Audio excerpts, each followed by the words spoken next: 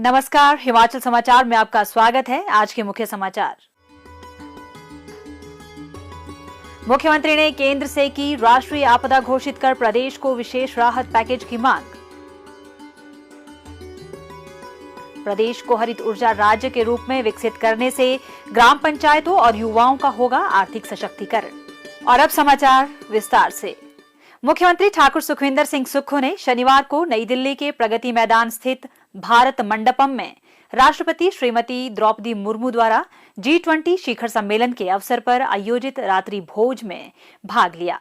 इस अवसर पर मुख्यमंत्री ने प्रधानमंत्री श्री नरेंद्र मोदी से भी मुलाकात की और उनके समक्ष प्रदेश हित से जुड़े मुद्दों पर चर्चा की।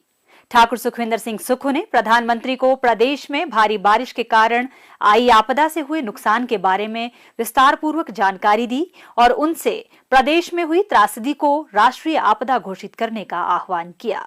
मुख्यमंत्री ने बताया कि गत 2 महीनों में भारी बारिश, भूस्खलन और बाढ़ के कारण प्रदेश में 400 से अधिक लोगों ने अपनी जान गंवाई है और 13,000 से अधिक घरों को नुकसान पहुंचा है, जिसके कारण हजारों परिवार बेघर हो गए हैं। उन्होंने बताया कि इस प्राकृतिक आपदा के कारण प्रदेश को 12,000 करोड़ से अधिक का नुकसान हुआ है। मुख्यमंत्री ने प्रधानमंत्री से कहा कि इस आपदा से उबरने के लिए प्रदेश को केंद्र की ओर से आर्थिक पैकेज की आवश्यकता है। आपदा के कारण प्रदेश में हुए अभूतपूर्व नुकसान के दृष्टिगत मुख्यमंत्री ने प्रधानमंत्री से आग्रह किया कि भुज और केदारनाथ में आई आपदा की तर्ज पर हिमाचल को भी विशेष राहत पैकेज दिया जाना चाहिए। श्री नरेंद्र मोदी ने ठाकुर सुखविंदर सिंह सुक्खू द्वारा उठाए गए प्रदेश हित के मुद्दों को ध्यानपूर्वक सुना और कहा कि प्रदेश की मांगों पर सहानुभूतिपूर्वक विचार किया जाएगा।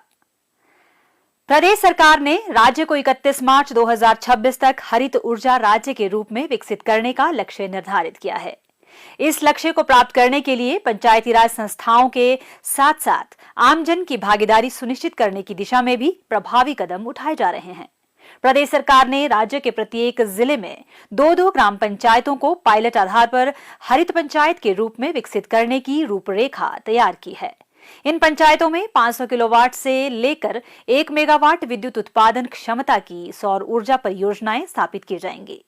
हिमाचल प्रदेश ऊर्जा क्षेत्र विकास कार्यक्रम के तहत इन परियोजनाओं की स्थापना के लिए 50 करोड़ रुपए का प्रावधान किया गया है।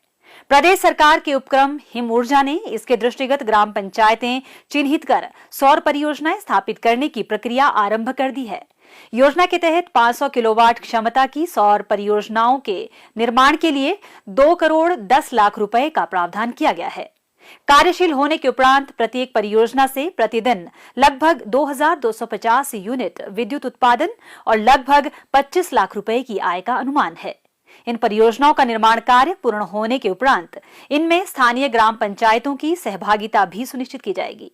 इससे न केवल स्थानीय युवाओं के लिए रोजगार बल्कि ग्राम पंचायतों के लिए आय सृजन के नए अवसर भी उपलब्ध होंगे। मुख्यमंत्री ठाकुर सुखविंदर सिंह सुक्खू ने कहा कि राज्य सरकार प्रदेश को हरित ऊर्जा राज्य के रूप में विकसित करने के उद्देश्य से बहुआयामी प्रयास कर रही है। इस उद्देश्य की पूर्ति के लिए युवाओं की भूमिका पर विशेष बल दिया गया है।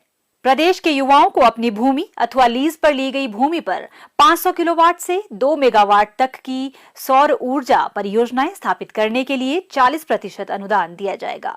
इन परियोजनाओं से उत्पन्न बिजली की खरीद राज्य विद्युत बोर्ड द्वारा की जाएगी। सरकार सार्वजनिक परिवहन को विद्युत परिवहन के रूप में विकसित करने के लिए भी गंभीर प्रयास कर रही है। इससे जीवाश्म ईंधन पर निर्भरता भी समाप्त होगी। इस दिशा में युवाओं को प्रोत्साहित करने के लिए भी सरकार ने ई-बस खरीद के लिए 50% की दर से अधिकतम 50 लाख रुपए तक का उपदान देने तथा निजी ई-ट्रक की खरीद के लिए भी 50% की दर से अधिकतम 50 लाख रुपए का उपदान का प्रावधान किया है। प्रदेश को हरित ऊर्जा राज्य के रूप में विकसित करने से स्वरोजगार के अनेक साधन उत्पन्न होंगे। संसाधनों के सृजन से युवाओं के लिए रोजगार के अवसरों में भी बढ़ोतरी होगी। इसी दिशा में प्रयास करते हुए सरकार ने विद्युत वाहनों के चार्जिंग स्टेशन स्थापित करने के लिए 50% की दर से उपदान प्रदान करने का प्रावधान किया है। ईवी चार्जिंग स्टेशन विकसित करने के दृष्टिगत प्रदेश सरकार एक वृहद नीति भी तैयार कर रही है। प्रदेश को हरित ऊर्जा राज्य के रूप में विकसित करने से न केवल कार्बन उत्सर्जन व प्रदूषण को नियंत्रित करने में मदद मिलेगी, बल्कि अनेक क्षेत्रों में नवोन्मेषी पहल से रोजगार के अवसर भी सृजित होंगे। हरित ऊर्जा से देश व प्रदेश के ऊर्जा संसाधनों को बचाने और जलवायु परिवर्तन को रोकने में भी मदद मिलेगी। हिमाचल समाचार देखने